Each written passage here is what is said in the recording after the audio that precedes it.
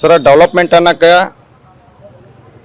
Police ಇಲಾಖೆ ಮಾತ್ರ ತನ್ನ ಕರ್ತವ್ಯ ನಿಷ್ಠೆಯನ್ನು ಪರಿಪಾಲನೆಯಾಗಿ ಸರಿಯಾಗಿ ರೀತಿಯಲ್ಲಿ ಕಾನೂನು ವ್ಯವಸ್ಥೆಯಲ್ಲಿ ಏನು ಮಾಡ್ಬೇಕಲ್ಲ ಅದೆಲ್ಲ ವ್ಯವಸ್ಥೆ ಮಾಡ್ತಾ ಇದೆ.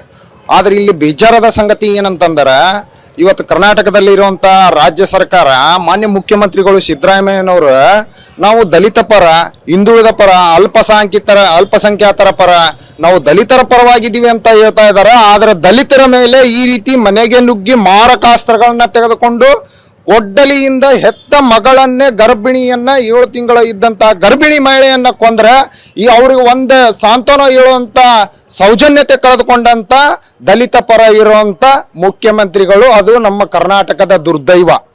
ಮತ್ತು ಪ್ರಮುಖವಾಗಿ ಕರ್ನಾಟಕ ರಾಜ್ಯದ ಗೃಹ ಸಚಿವರಾದಂಥ ದಲಿತರು, ಅವರು ಶೋಷಿತರು, ಗೃಹ ಇಲಾಖೆನೇ ಅವ್ರ ಕೈಯಾಗೈತಿ. ಆದರೆ ಒಂದು ಕೂಡ ಅವರು ಸಾಂತ್ವನ ಹೇಳುವಂಥ ಕೆಲಸ ಇವತ್ತು ಸರ್ಕಾರ ಮಾಡ್ತಾ ಇಲ್ಲ. ವಿಶೇಷವಾಗಿ ಇಡೀ ಕರ್ನಾಟಕ ರಾಜ್ಯದಲ್ಲಿರುವಂಥ ಎಲ್ಲ ಜಿಲ್ಲಾ ಆಡಳಿತಗಳು ದಲಿತರ ಪಾಲಿಗೆ ಸತ್ತಿದ್ದಾವೆ. ಇವತ್ತು ಧಾರವಾಡ ಜಿಲ್ಲೆಯಲ್ಲಿ ಘಟನೆ ಘಟಿಸಿ 21ನೇ ತಾರೀಕಿಗೆ ಸಾಯಂಕಾಲ ಘಟನೆ ಘಟಿಸ್ತೈತಿ. ಜಿಲ್ಲಾ ಅಧಿಕಾರಿಗಳು ಇಲ್ಲಿವರೆಗೂ ಕೂಡ ಇದು ಅಟ್ರಾಸಿಟಿ ಆಕ್ಟ್ ಕಾಯ್ದೆ ಒಳಗೆ ನಮೂದಾಗಿರುವಂತ ವಿಷಯ ಹೇಳ್ತಾ ಇದ್ದೀನಿ.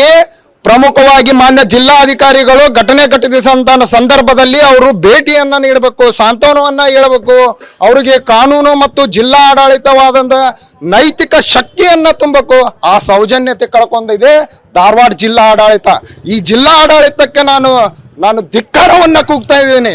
ನಮ್ಮ ದಲಿತರ ಪಾಲಿಗೆ ಧಾರವಾಡ ಜಿಲ್ಲೆಗೆ ಜಿಲ್ಲಾ ಆಡಳಿತ ಸತ್ತಿದೆ ಅಂತ ನಾನು ಈ ಮೂಲಕ ಹೇಳಲಿಕ್ಕೆ ಬಯಸ್ತೀನಿ.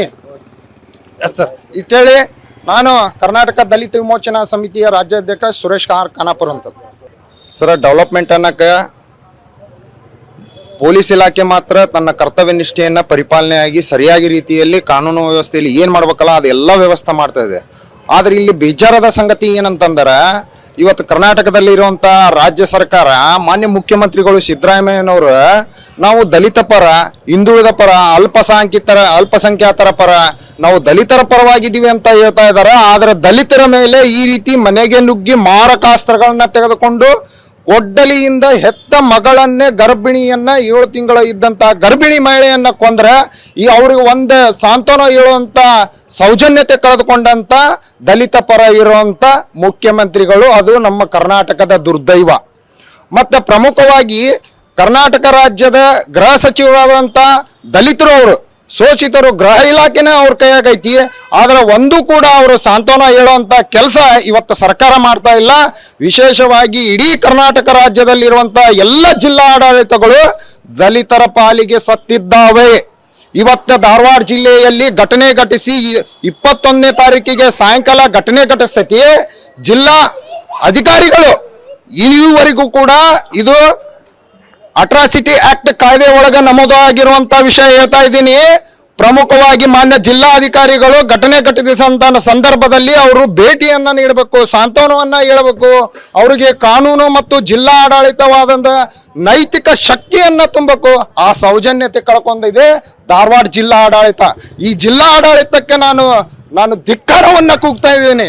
ನಮ್ಮ ದಲಿತರ ಪಾಲಿಗೆ ಧಾರವಾಡ ಜಿಲ್ಲೆಗೆ ಜಿಲ್ಲಾ ಆಡಳಿತ ಸತ್ತಿದೆ ಅಂತ ನಾನು ಈ ಮೂಲಕ ಹೇಳಲಿಕ್ಕೆ ಬಯಸ್ತೀನಿ.